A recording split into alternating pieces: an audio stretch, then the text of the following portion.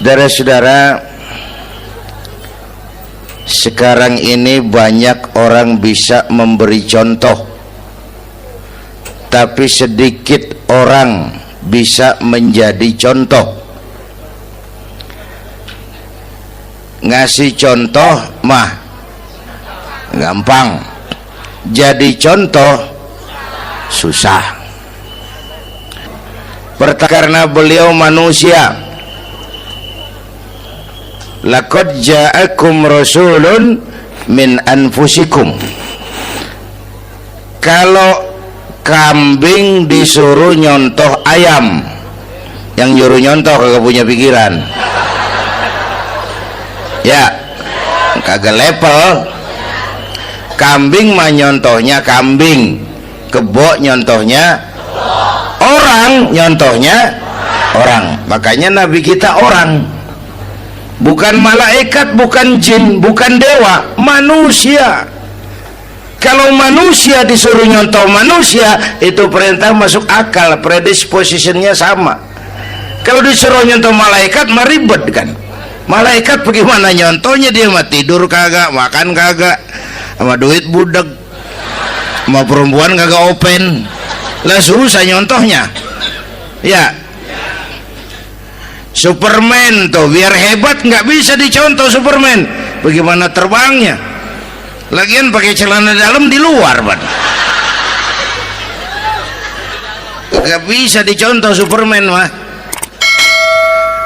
Nabi kita manusia utuh, cuman sungguh pun manusia, kualitasnya beda. Ini namanya basyarun la kal basyari, manusia memang, tapi jangan samain, bobot bibitnya beda. Contoh, kita nih manusia, kita tidur. Nabi kita manusia, beliau tidur. Tidur Nabi, tidur mata doang, hatinya nggak pernah tidur. Tuh bedanya sama kita tuh.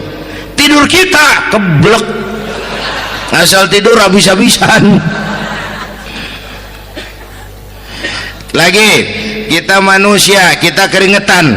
Nabi kita manusia, keringetan. Keringet Nabi harum wangi, bau minyak kasturi, zaman belum ada parfum. Keringet kita udah rasain aja masing-masing dah, jangan pakai dikebet udah.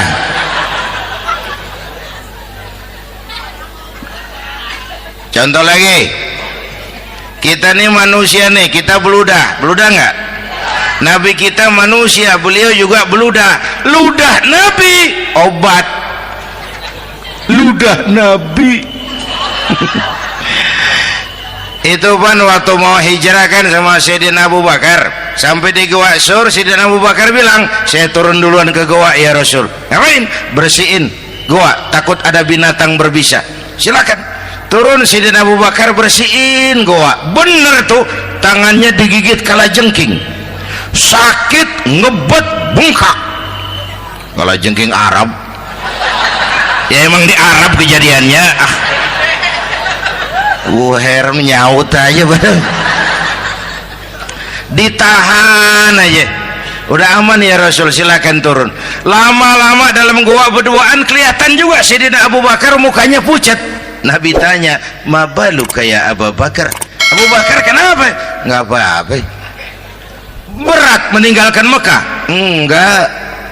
Malas hijrah ke Madinah? Enggak. Takut diubur-ubur Quraisy? Orang kata enggak, itu mah enggak. Lah kenapa muka kamu pucat? Tangan digigit kalajengking. Ngapa nggak ngomong dari tadi? Saya nggak mau nyusahin Tuhan ya Rasul, biar saya tahan, asal jangan nyusahin Tuhan. Jangan begitu kau. Sini tanganmu, diambil sama baginda Nabi. Bismillahirrahmanirrahim. Cuh, diludahin, ringkes, sembuh saat itu juga. Ludah Nabi. Pengen tahu kita yang ludahin, bengkak campur koreng.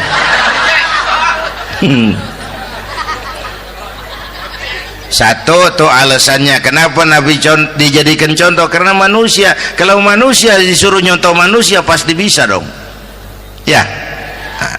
Yang kedua, karena tadi kata Bang Haji Oma, pribadinya itu pribadi yang multidimensi. Mau nyontoh apa? Pak, saya ini pengusaha Pak. Nabi umur 9 tahun udah ke Syria tuh, dagang lintas negara, Syam tuh. Saya jenderal Pak, Nabi mimpin tentara di medan perang Mas. Saya mau balik Pak, Nabi dakwah Bung. Saya guru Pak, Nabi ngajar Mas. Innama bu'istu mu'alliman, aku diutus sebagai guru, guru umat, guru bangsa.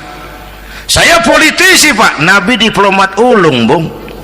Saya presiden Pak, Nabi mimpin bangsa dan negara Mas. Saya kepala rumah tangga Pak, Nabi punya anak bini Bang. Ayo lempengan mana dulu cari ngomong. Malah Nabi Isa tuh nggak bisa jadi contoh bagaimana membina rumah tangga bahagia. Bagaimana membina rumah tangga bahagia menurut contoh Nabi Isa? Nggak ada Mas. Kenapa? Nabi Isa belum sempat kawin. Ya, Nabi Isa belum sempat kawin. Ada pengikut Nabi Isa menyangka nggak kawin ajaran Nabi Isa, pada ngikut lagi nggak kawin. Tuh pastor tuh mubazir. Orang dikasih perabotan. Bang, bener saya kalau dalam Islam kiai kagak boleh kawin, saya pilih berhenti jadi kiai. Kalau kagak ada giro-giroan, botak rambut.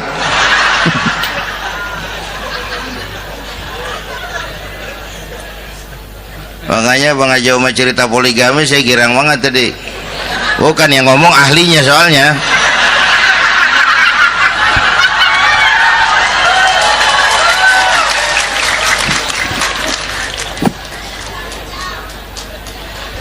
Dadah gitu aja deh ya. Nah, kata Imam Busair nih yang dahsyat, ka'annahu wa huwa fardun fi jalalatihi fi askarin hina talqahu wa fi hasham. Sepertinya kehebatan Rasulullah itu sama baik sendiri maupun di tengah tentara. Artinya begini, orang hebat banyak, tapi yang hebat di mana-mana susah nyarinya. Baginda Rasul ini lagi duduk hebat, lagi jalan hebat, ada di pasar hebat, lagi di masjid hebat, di medan perang hebat, di depan anak-anak hebat, di mata musuhnya hebat, di depan sahabatnya hebat, di mata istrinya hebat, di mana-mana hebat. Lah susah cari orang begini Bang. Ya, kita mah hebat juga setempat. Di kantor hebat, sekantor orang diomelin. Di kantor, pulang ke rumah dikeplak sama bininya diem aja. Nih di depan bininya dia kagak hebat dia mah.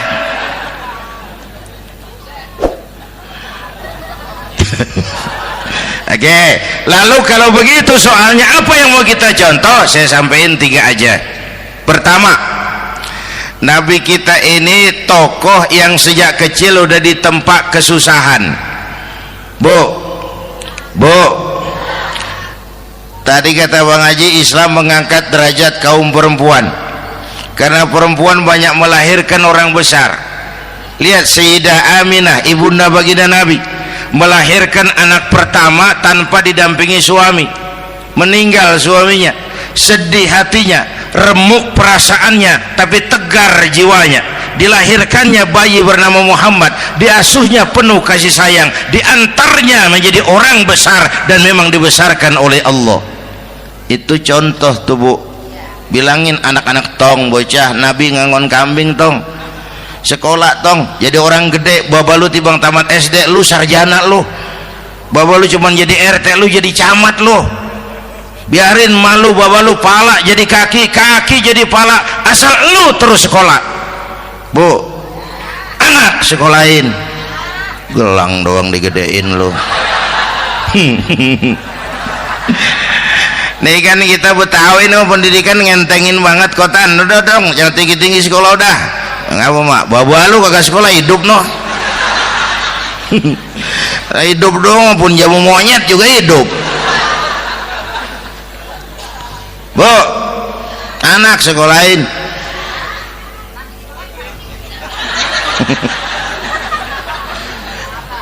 Mahatma Gandhi, kecilnya begeng, ceking, cacingan, liatim.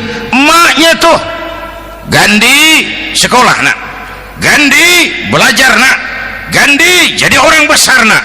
Kalau perlu belajar ke Inggris, biar Inggris menjajah kita.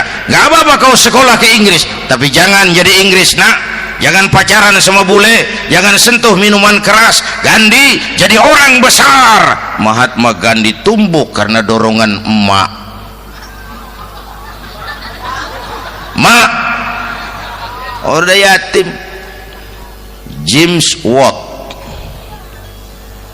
Kang Bandrek. Emaknya tuh yang dorong tuh jadi orang besar. Belum lagi perempuan yang jadi besar. Di Indonesia ada Kartini, di Jawa Tengah ada Dewi Sartika, di Jawa Barat Dewi Sartika, di Bengkulu ada Fatmawati Soekarno, sang penjahit bendera merah putih. Di Aceh muncul Laksamana Malahayati, disusul kemudian oleh Cut Nyadin, baru kemudian muncul Cut Koko, Cut Meme, Cut, ya udah tak cut lain dah.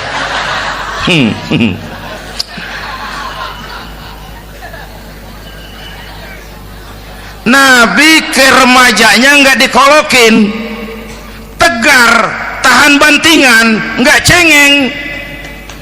Begini bang, kalau bahasa kita nih, bahasa Betawi nih, orang mah bang kalau udah biasa susah ketemu susah nggak kaget udah. Ya kita Betawi kan mah susah udah nukangin.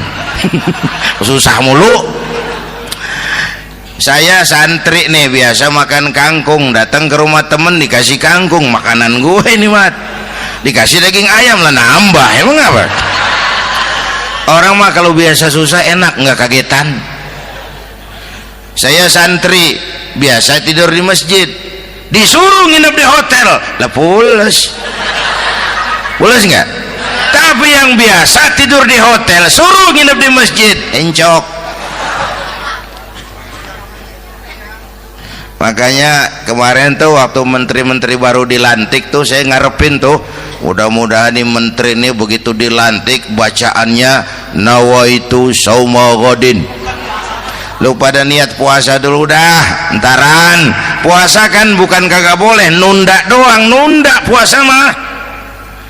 Tempe boleh maghrib, tahu boleh maghrib, air kelapa boleh maghrib. Lu menteri pada mau naik mobil mewah boleh, ntar kalau ekonomi udah mendingan, rakyat udah pada legaan napasnya. Ya sebab apa? Itu duit buat mobil para menteri kan duit negara. Duit negara kan duit rakyat. Duit rakyat kan duit gue juga, itu ada di situ. Gue bayar pajak. Sayangnya kebanyakan pejabat kita asal dilantik aja bacaannya Allahumma lakasumtu, niat buka puasa. Orang buka puasa kan kemaruk, apa jadi gares ya? Bu, jadi benar Islam mengangkat harkat, derajat, martabat kaum perempuan. Kata Bang Haji Umar tadi, dengar nggak tuh? Waktu Nabi ditanya, ya Rasul, siapa yang paling harus saya taati di dunia? Ibumu. Setelah itu ibumu. Setelah itu ibumu. Setelah itu bapakmu. Ibu 3 kali disebut, bapak coba pikirin, ibu 3, bapak 1 bapak. Ini bagaimana ngitungnya? Jadi kerok begini nih ngitung nih.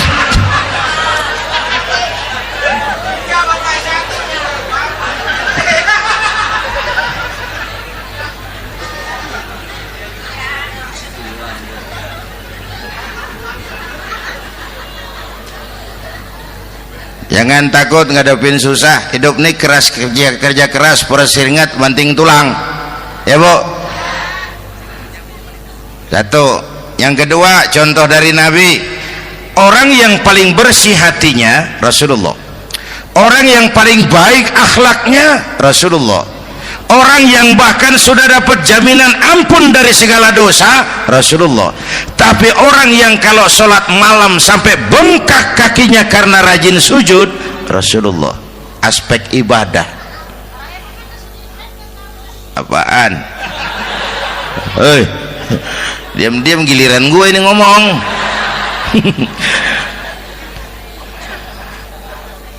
Lo ngomong lagi dah gue pulang. Canda neng. Udah gantian ya. Ya. Apaan urusan? Orang yang dosanya udah dapat jaminan ampun kalau salat malam bengkak kakinya karena rajin sujud. Saya tahu di sini juga banyak yang kakinya bengkak. Semurat. Oke. Kira-kira 3 minggu yang lalu saya menghadiri haul akbar Syekh Maulana Malik Ibrahim di Gresik, haul ke-609. Dari situ saya ke Surabaya ikut zikir sama keluarga besar Tarbiyatul Qulub. Waktu zikir saya terkejut, ada kalimat yang dibaca ratusan kali menyentak perasaan saya. Kalimatnya sederhana, kita hafalah, yaitu kalimat ana Abdullah. Dibaca ratusan kali, ana Abdullah, ana Abdullah, ana Abdullah, ana Abdullah. Buat saya itu menyentak karena memperteguh komitmen saya hamba Allah, saya hamba Allah. Itu mah Pak Zainuddin kan biasa, itu mah kita semua juga hamba Allah. Betul. Ayo kita bikin luar biasa. Saya mau tanya, Bapak Ibu hamba Allah apa bukan? 3 orang. Ibu hamba Allah apa bukan? Hamba Allah. Kata siapa? Nah, kata ibu sendiri. Kalau kata sendiri pan namanya pan ngaku. Ya. Orang ngaku mah boleh dong, tiba ngaku. Namanya juga ngaku. Cuman diakuin apa enggak kita pan belum tahu. Ngaku mah murah, diakuin mahal. Ya, yang gampang dah. Ibu kenal sama Presiden SBY? Kenal. Presiden SBY kenal sama ibu? Lo ngaku, lo ngaku.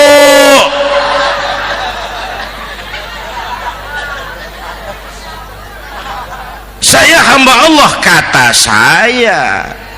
Berapa banyak orang mulutnya hamba Allah, perbuatannya menyatakan dia hamba dunia, hamba harta, hamba jabatan, hamba setan, budak nafsu. Nggak sesuai ucapan sama perbuatan. Yuk jadi hamba Allah yang beneran. Jangan separuh-separuh gitu mapan, asal sakit mah hamba Allah. Ya Allah, ya Allah, lagi sakit. Sehat ya dikit, keder, nyari masjid nggak ketemu.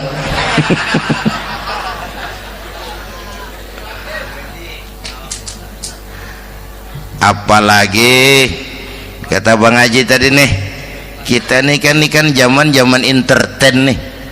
Orang pada pintar bikin bungkusan sekarang Bang. Ya, abad entertain, orang pada bangun pencitraan. Tadi itu kiai sama dukun tipis bedanya. Dukun pada pasang iklan sekarang, ketik reg. Waduh, sampean lahir hari Selasa, nggak cocok di air, ono di hutan sono. Larang udah dagang es jadi berhenti, nggak cocok di air.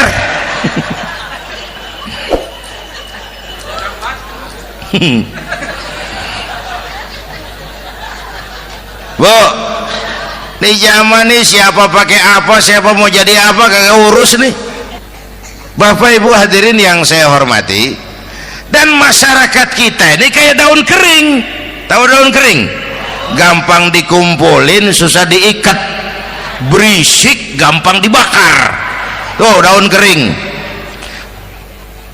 Penyakitnya kutil, kurang teliti, cepat heran, gampang kagum.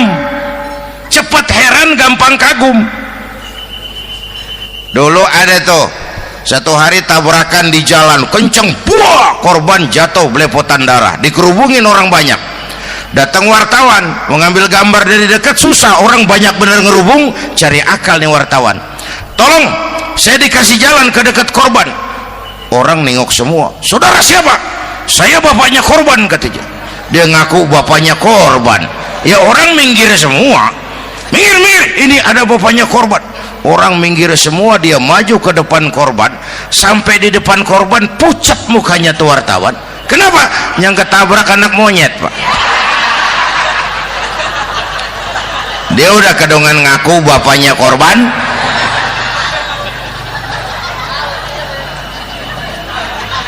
Bu, ini cerita pendek tapi pesannya lumayan nih. Kalau belum kenal bener mah jangan buru-buru ngakuin, ya.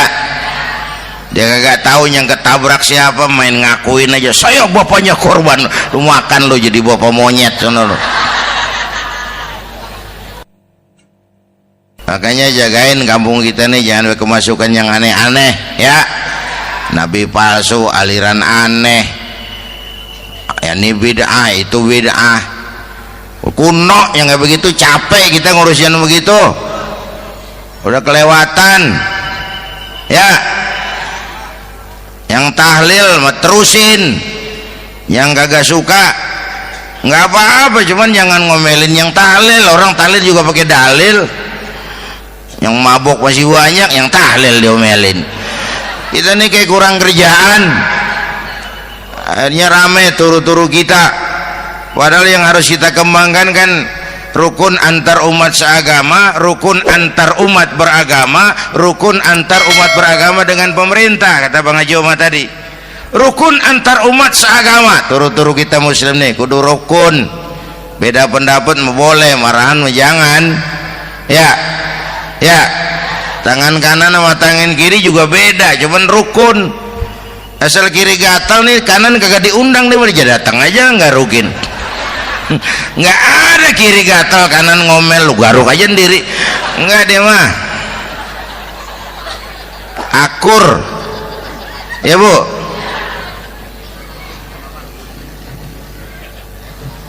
Yang kedua, rukun antar umat beragama. Islam ini rahmatan lil. Yang ketiga, rukun antar umat beragama dengan pemerintah. Ini mah kita kan bermasyarakat sama juga sembahyang berjamaah, ada imam, ada makmum, ya. Nih rakyat kalau jadi pemilih yang pintar ke depan, nah, mau milih wali kota kayak gubernur kayak presiden kayak. Sebab apa? Sholat berjamaah kan siapa makmum kagak penting, Bang. Makmum mah siapa aja boleh, ya. Tiba ngikutin dia mah, ngaji dia mah gimana kayak nggak ada bab pemilihan makmum, nggak usah. Makmum mah kagak usah dipilih, siapa aja boleh, ya. Bang, tuh orang budak, Bang, boleh jadi makmum.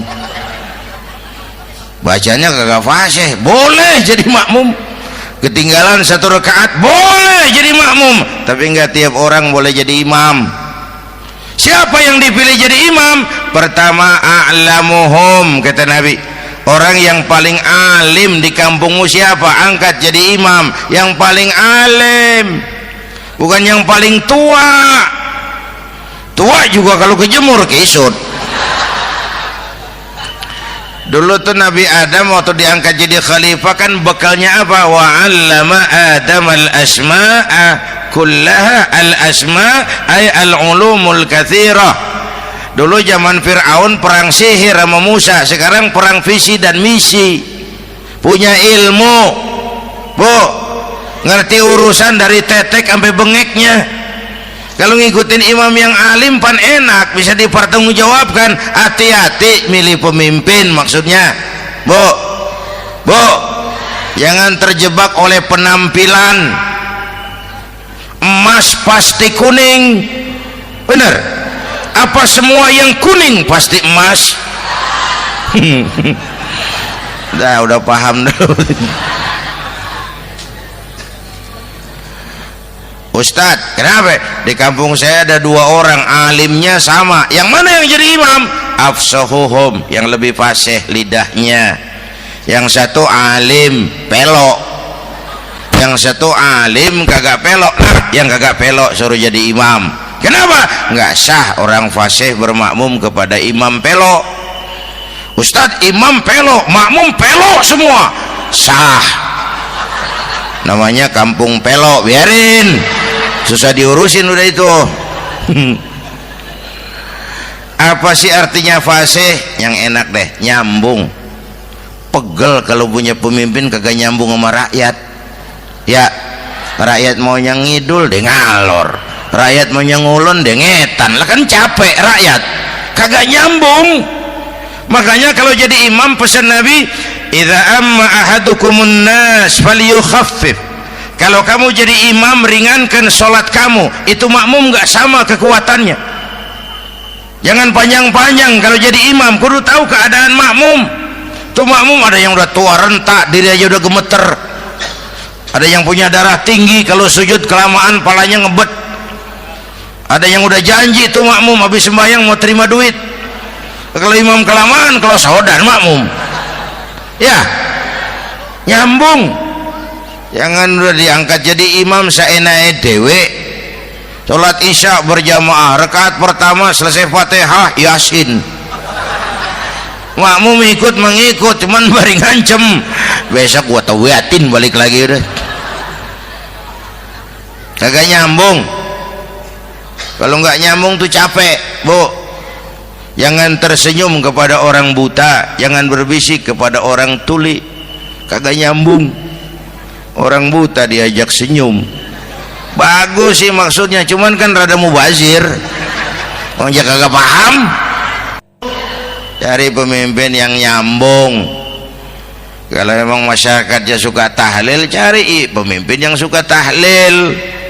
Rakyatnya suka maulid, cari pemimpin yang suka maulid supaya nyambung, kagak pegel kita.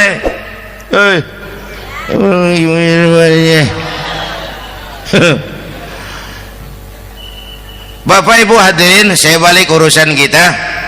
Nyontoh Nabi ibadahnya luar biasa. Bu, kita ini perlu Allah.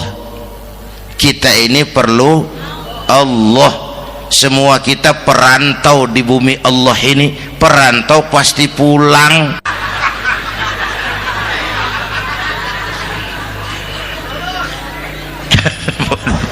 Bolot. Bodoh kalau ada perantau, dia sadar dia perantau tapi nggak pernah mikirin pulang. Lebih bodoh lagi mikirin pulang tapi nggak nyiapin bekal. Kan tadi Bang Haji Omah udah bilang tuh, muda mati. Ya, kadang-kadang engkongnya seger banget, cucunya mati. Ya, perantau mah mesti pulang. Sini mah kita ngendon doang, ngendon taran. Mula-mula pan Bang, kita mah tinggalnya jauh di alam arwah. Dari sana pindah ke alam rahim, alam kandungan emak nih. Pernah tinggal di situ 9 bulan tuh. Ada yang 2 tahun, yang keluar udah kumisan. Kelamaan ngetemnya itu.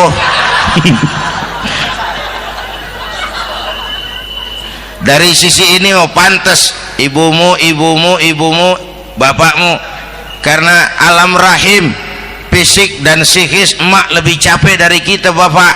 Kita mah orang laki mah, kita mah pan investor gitu mah, nanam modal doang.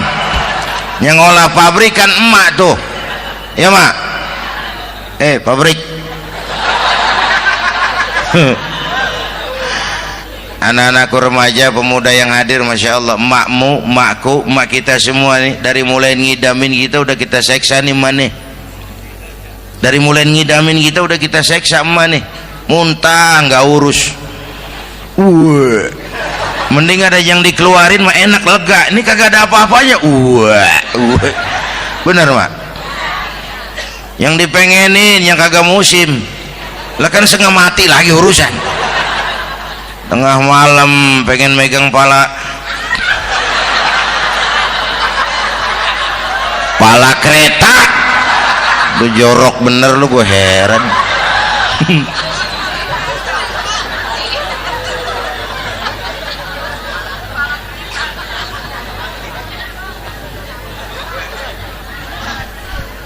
Bapak Ibu hadirin, yang ketiga terakhir, contoh dari baginda Nabi, modal utama perjuangannya adalah akhlak. Memperbaiki akhlak, pakai akhlak. Rasulullah ngajak, bukan ngejek. Rasulullah merangkul, bukan mukul. Rasulullah pakai argumen, bukan pakai sentimen. Tujuannya adalah kebenaran, bukan menang-menangan. Prinsip dakwahnya basyiru wala tunafiru, yassiru wala tu'assiru. Gembirakan orang, jangan ditakut-takutin. Mudahkan urusan orang, jangan dibikin sulit. Di masyarakat memang mendingan rakyat rendah berakhlak tinggi daripada pejabat tinggi berakhlak rendah. Dulu tahun 50-an orang kita kalau pergi haji ke Mekah 6 bulan. 6 bulan tuh orang udah pada lupa aja baru pulang. 6 bulan yang ada cuman kapal laut, Mekah Madinah onta, banyak rampok lagi di gurun pasir Baduy itu. Dulu orang tua kita belajar manasik, kalian belajar silat. Sekarang karena kemudahan kemajuan ilmu menciptakan Boeing memotong waktu 5 bulan, orang pergi haji cukup sebulan. Bapak Ibu hadirin yang saya hormati, oleh karena itu menjaga nilai-nilai akhlak itu penting. Kepada siapa kita harus berakhlak? Pertama, kita harus berakhlak kepada Allah. Bagaimana caranya? Jangan menyekutukannya dengan sesuatu pun. Yang kedua, jangan menyembah kecuali hanya kepadanya. Yang kedua, kita harus berakhlak kepada sesama tadi itu. Yang ketiga, kepada lingkungan. Saya dulu masih zaman ada almarhum kakek saya, engkong. Kampung saya banjir, air masuk ke rumah. Saya teriak, "Kong, banjir, Kong." Engkong saya ketawa, "Biarin, bukan salah air." Habis, salah lu. Salah kita bagaimana, Kong? Lah lu tempat air lu tempatin. Yang punya tempat datang ya kagak ngerti, ini tempat gua, ini di sini nggak pada lu, lah banjir. Engkong saya nggak makan bangku sekolahan, tapi wise Pak. Air kan bukan musuh, air kan temen kan kudu punya tempat. Lalu kagak punya tempat, pantas kemana dia ngayam, banjir. Ya, dulu saya remaja ngaji babul istinja, kiai ngajar makruh buang air kecil di tanah berlubang. Saya tanya, kenapa makruh kiai? Pertama, untuk alasan kesehatan. Siapa tahu di lubang yang kamu kencingi ada gas beracun.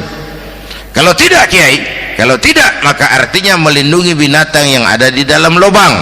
Siapa tahu di lubang yang kamu kencingin ada semut sedang rapat membahas laporan Susno 2Ji. Apa dosanya lalu mati dikencingin? Ini namanya rahmatan li semut. Saya mau bilang alam sekarang tidak seramah dulu karena kita juga nggak ramah sama alam. Bapak Ibu hadirin yang saya hormati, padahal watak Islam rahmatan lil alamin. Inilah barangkali sekelumit